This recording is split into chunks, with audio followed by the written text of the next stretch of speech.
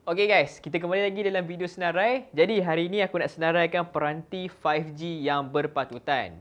Yes, 5G. Aku tahu korang mesti tanya, "Jak, 5G kat Malaysia bukan tak ada lagi ke?" Betul lah tu, tapi ada juga orang yang mencari peranti 5G juga. Mungkin diorang nak smartphone yang future proof.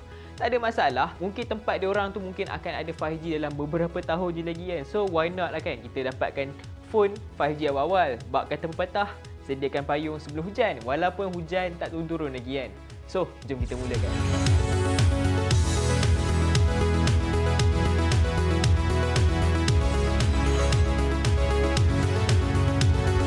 Okey, untuk nombor 6 aku letak Realme 7 5G. Ia adalah telefon 5G yang dikeluarkan pada tahun lepas. Dari segi spesifikasi, of course dia menyokong 5G.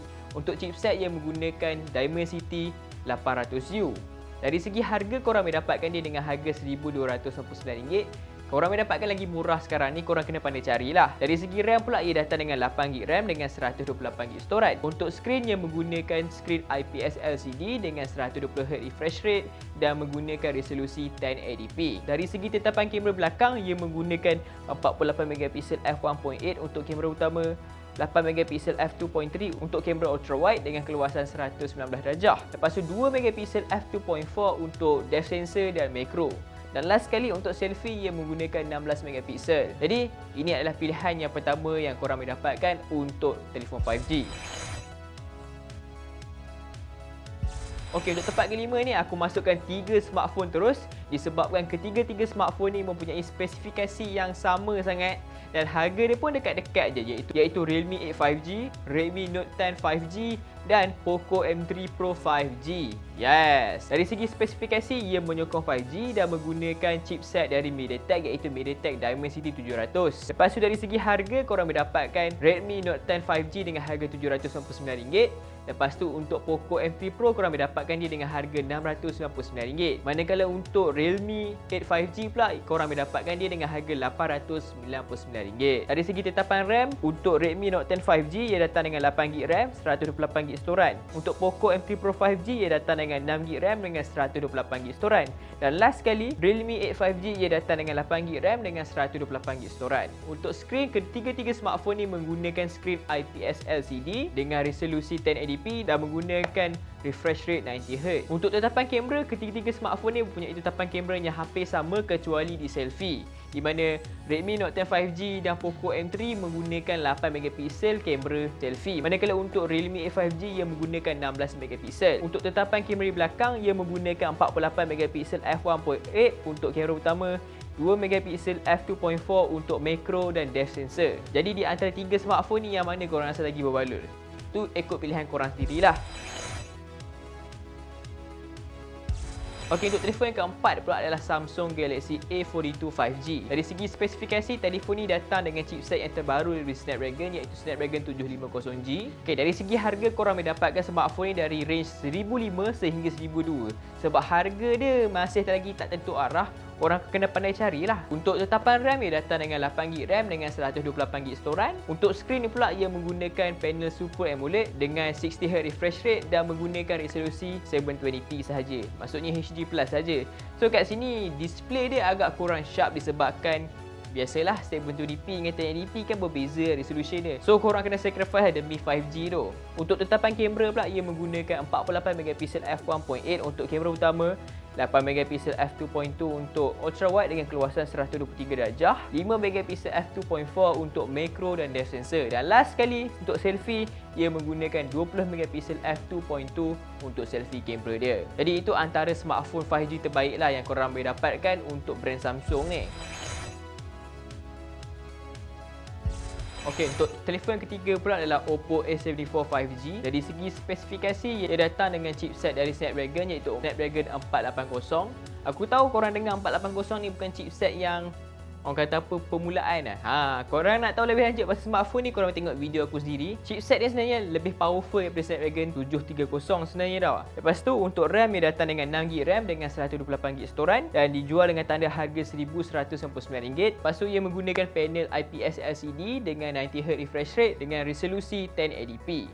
Untuk kamera ia datang dengan 4 tetapan kamera iaitu 48MP f1.7, untuk kamera utama, 8 megapixel f2.2 untuk ultra wide dengan keluasan 119 darjah dan 2 megapixel f2.4 untuk macro dan depth sensor. Dan last sekali macam biasa 16 megapixel f2.0 untuk selfie kamera dia. Jadi apa pandangan korang tentang Oppo A74 ni?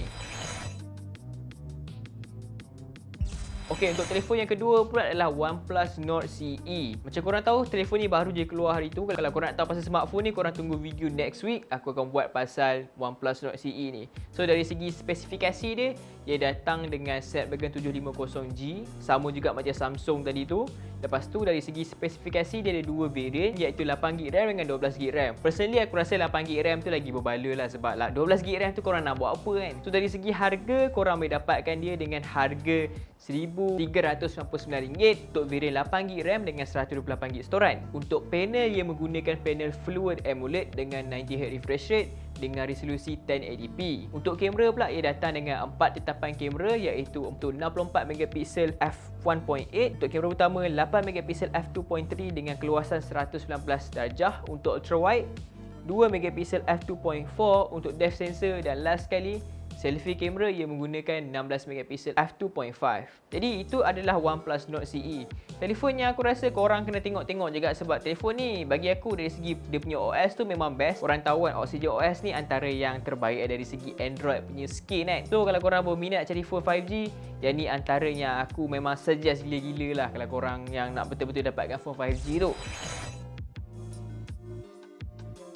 Okey, untuk nombor 1 pula adalah Poco F3. Alah, ini aku rasa semua orang dah tahu dah kenapa kan. Of course, dari segi spesifikasi dia memang padu. Harga dia pun under 1,500. So, aku rasa memang dah cukup berpatutan kat situ. Lepas tu, dia punya spek macam biasa dari segi spesifikasi. Dia datang dengan chipset flagship iaitu Snapdragon 870. Dia menyokong 5G. Lepas tu, untuk tetapan RAM, dia datang dengan 6GB RAM dengan 128GB storan.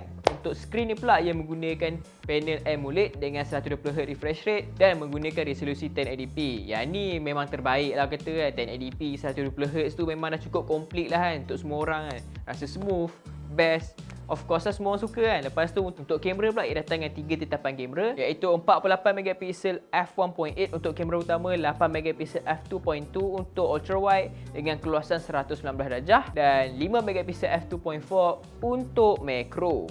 Untuk selfie kamera, ia datang dengan 20MP f2.5 untuk kamera selfie dia. Kalau korang nak cari phone 5G yang terbaik sekarang ni, ini antara yang terbaik lah dari segi bajet korang. Dari bajet bawah 700, 800, 900, 1000, lepas tu kita ada 1,300, 1,500. So itu ikut bajet korang sendiri. Aku listkan ni ikut daripada murah sampai yang paling mahal sekali. Nak kata terbaik tu susah jugalah sebab benda yang terbaik ni agak subjektif kan. So itu pilihan korang sendiri. Jadi itu adalah senarai peranti 5G yang berpatutan untuk korang semua. Jadi kita jumpa video senarai akan datang. Assalamualaikum. Bye. Guys, video tadi macam mana?